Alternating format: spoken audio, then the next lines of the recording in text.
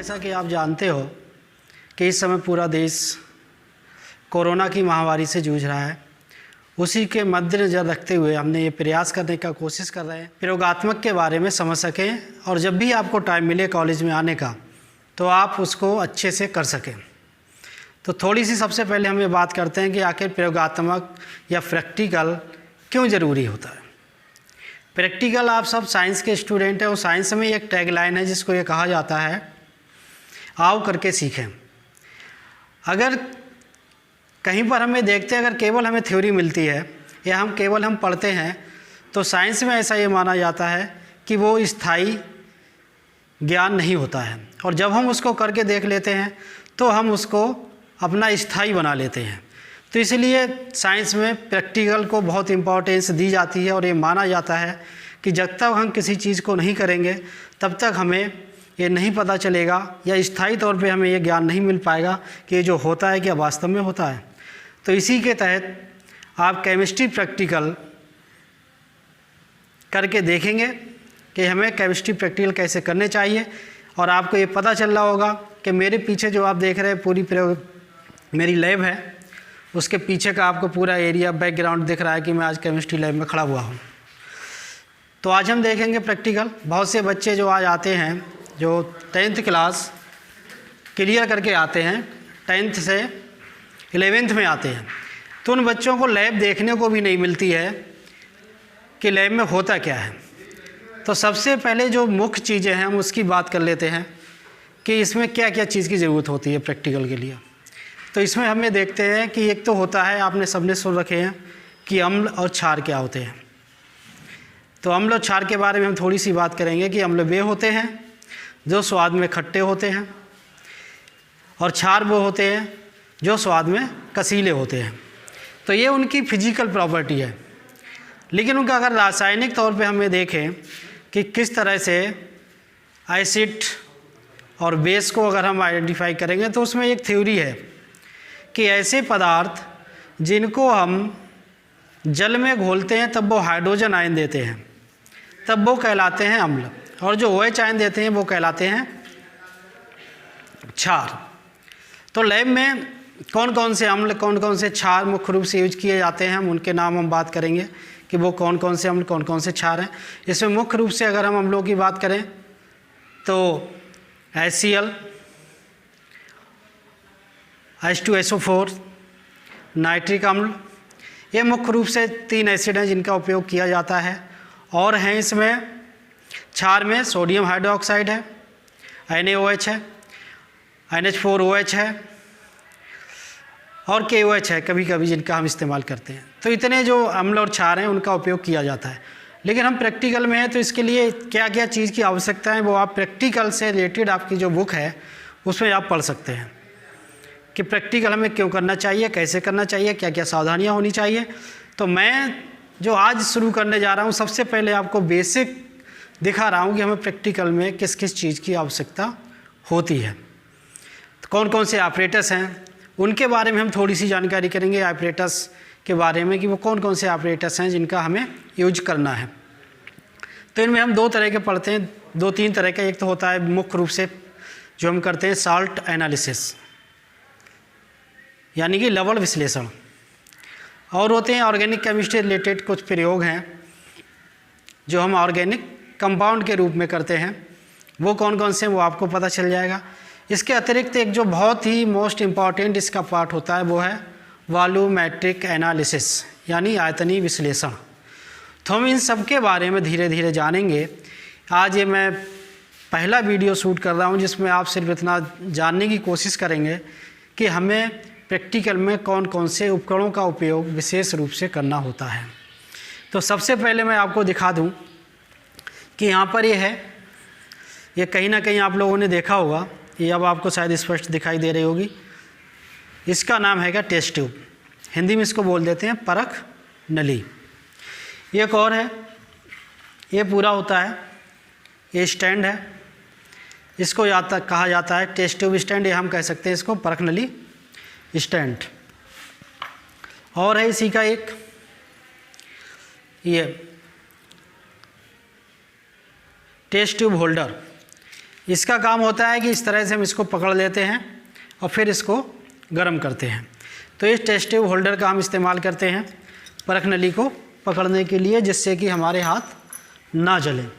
एक और है ये स्पिरिट लैंप, लेकिन स्पिरिट लैंप हमारे कॉलेज में स्पिरिट लैंप अवेलेबल है, लेकिन आज के समय में गैस बर्नर का उपयोग किया जाता है, गैस के बर्नर पे जिसके हम गर्म करते हैं। और ये आप देख रहे हैं यहाँ पर ये बीकर, ये कांच का भी होता है और ये प्लास्टिक का भी होता है, लेकिन ये प्लास्टिक का है और कांच के भी हमारे पास हैं। तो इतनी चीज़ हुई ये मुख्य रूप से जो हमें प्रैक्टिकल में यूज करनी होती हैं। अब इसके अतिरिक्त है कि हमें ये देखना पड़ेगा, हम सबसे पहले जो बात करेंगे वो करेंगे लवण विश्लेषण, कि लवण विश्लेषण क्या होता है। सबसे पहले तो हमें जान लेंगे लवण क्या है। तो ये सबने ये बेसिक है जो आप पढ़ के आए हो कि लवण कहाँ से हमें प्राप्त होता है। तो लवण जो होता है जब हम एसिड और बेस इन दोनों को मिलाते हैं तब हमें लवण प्राप्त हो जाता है। कोई भी सॉल्ट होता है उसमें 2 पार्ट्स होते हैं, एक होता है धनात्मक पार्ट, एक होता है ऋणात्मक पार्ट। यानी अगर इसको हम डिफाइन करें तो ये कहलाते हैं मूलक, अम्लीय मूलक और क्षारीय मूलक। लेकिन जो आज नई बुक्स आई हैं उनमें उन्होंने उसको नाम दिया है धनायन और ऋणायन।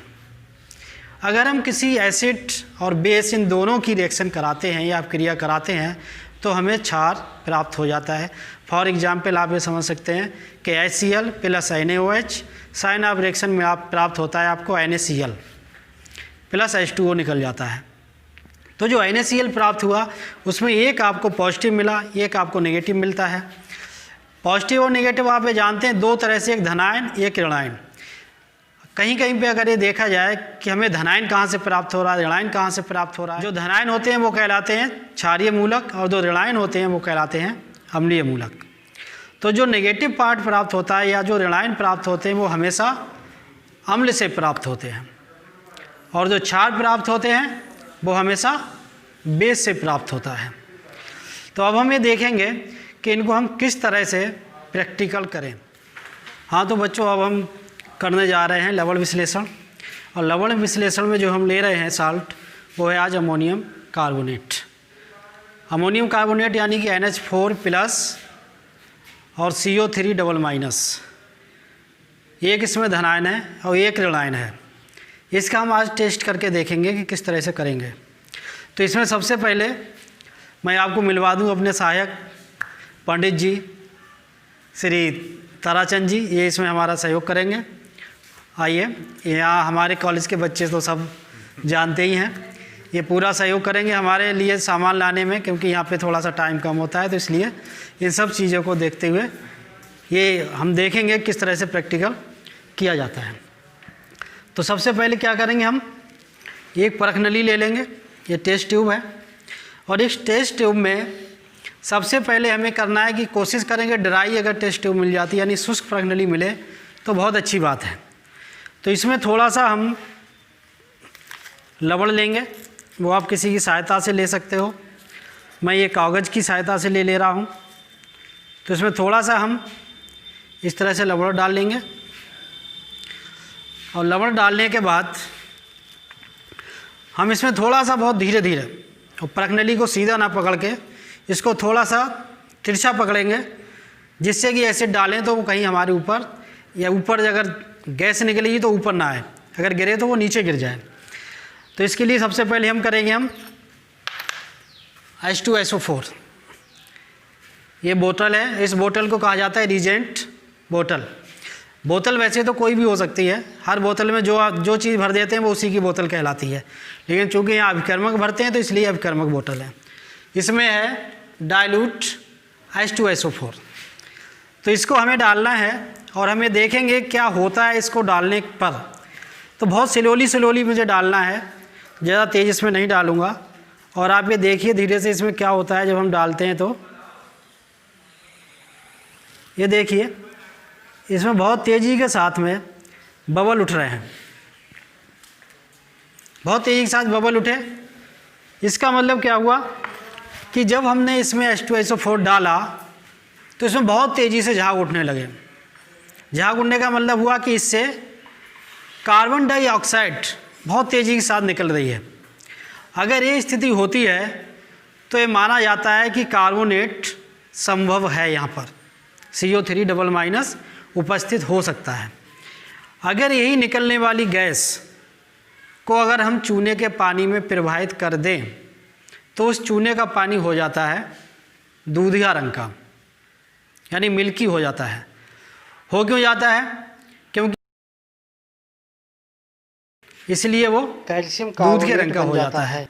तो हमें इसमें ये देखना है, लेकिन हमारे पास पासिंग ट्यूब नहीं है, वरना मैं आपको ये दिखाता कि ये दूधिया किस तरह से होता है। लेकिन अगर कार्बोनेट है तो आप इससे ही समझ सकते हैं कि अगर आपने थोड़ा सा साल्ट लिया और उसमें डाइल्यूट H2SO4 डाला, जैसे ही डाला उसके बाद बहुत तेज़ी के साथ कार्बन डाइऑक्साइड गैस निकलती है बुलबुलों के साथ में, तो इसका मतलब हुआ कि ये कार्बोनेट यहाँ पर उपस्थित है। दूसरा हम देखेंगे कि क्षारीय मूलक क्या होगा। क्षारीय मूलक को हम किस तरह से ज्ञात करेंगे। तो ये आ गया हमारा जो ऋणात्मक भाग था वो आ गया, यानी कि अम्लीय मूलक। अब हम देखते हैं क्षारीय के लिए। तो मैं यहाँ पर दूसरी प्रश्नली ले रहा हूँ और दूसरी प्रश्नली में हम थोड़ा सा उसी तरह से साल्ट ले लेंगे। ये मैं इसमें साल्ट ले रहा हूँ और अब इसमें सोडियम हाइड्रोक्साइड डालेंगे। सोडियम हाइड्रोक्साइड क्या होता है? ये ग्रुप रिएजेंट है। ये मैं दूसरा कभी जब वीडियो बनाऊंगा इसमें पूरा डिटेल बताऊंगा कि किस तरह से हमें कितने ग्रुप में क्षारीय अम्लीय मूलकों को डिवाइड किया गया है। लेकिन ये लैब में शूट कर रहा हूँ, इसलिए केवल इसमें प्रैक्टिकल के लिए ही हम लूप इसको शूट कर रहे हैं। बाकी और किस तरह से जो हमें पढ़ना चाहिए प्रैक्टिकल करने के लिए, उसके लिए मैं अलग से वीडियो बनाऊँगा जिसमें आपको सब कुछ बताऊँगा कि अम्लीय मूलक क्या होते हैं, क्षारीय मूलक क्या होते हैं, अम्ल क्या होता है, क्षार क्या होता है, अम्लीय मूलकों को कितने पार्ट्स में डिवाइड किया गया है, ये क्षारीय मूलकों को कितने पार्ट्स में डिवाइड किया गया है। उसका अलग से वीडियो बनाऊंगा, लेकिन वो लैब में नहीं होगा, वो अलग होगा। इसी लैब में है तो केवल हम करके दिखा दे रहे हैं कि हम किस तरह से प्रैक्टिकल करते हैं। तो हम लेंगे इसमें, ये है सोडियम हाइड्रोक्साइड। और सोडियम हाइड्रोक्साइड जो ग्रुप अगर क्लासिफिकेशन हम देखें तो NH4+ का हम करने जा रहे हैं और इसे क्षारीय मूलकों के शून्य ग्रुप में रखा गया है। और NaOH यानी कि सोडियम हाइड्रोक्साइड ये कहलाता है ग्रुप रिएजेंट शून्य ग्रुप का। तो इसमें अगर हमें डालेंगे तो फिर हम देखेंगे क्या होता है। ये मैंने इसमें डाल लिया और डालने के बाद प्रश्नली को मैं हिला रहा हूँ। लेकिन इसमें हिलाने के बाद आपको तो यहाँ से कुछ दिखाई नहीं देगा, लेकिन अगर हम इसको सूंघेंगे तो इसमें अमोनिया की गंध आती है, NH3 की गंध आने लगेगी। अगर NH3 की गंध आती है इसका मतलब हुआ कि इसमें शून्य समूह उपस्थित है। अब अगर इसमें से अगर आ रही है गंध तो हम क्या करेंगे, इसमें सांद्र HCl से भीगी हुई छड़ ले जाएंगे और सांद्र HCl से भीगी हुई छड़ अगर लाएंगे और वहाँ से अमोनिया निकल रही है तो उसमें से धुआं उठना चाहिए। ये देखिए इसमें से धुआं उठ रहा है, ये दिख रहा होगा वीडियो में। पंडित जी थोड़ी सी ये गेट बंद करना तो धुआं दिखाई देगा सही से उठते हुए, ये हवा की वजह से पता नहीं चल रहा है। तो ये देखिए इसमें धुआं उठ रहा है और ये आपको लग रहा होगा मेरे सामने, देखिए इस तरह से तो धुआं उठता हुआ दिख रहा है उसमें हल्का हल्का। तो अगर ये धुआं उठने लगता है इसका मतलब हुआ कि इसमें जो हमारा शून्य ग्रुप का जो समूह है यानी कि अम्लीय जो क्षारीय मूलक है वो इसमें उपस्थित है।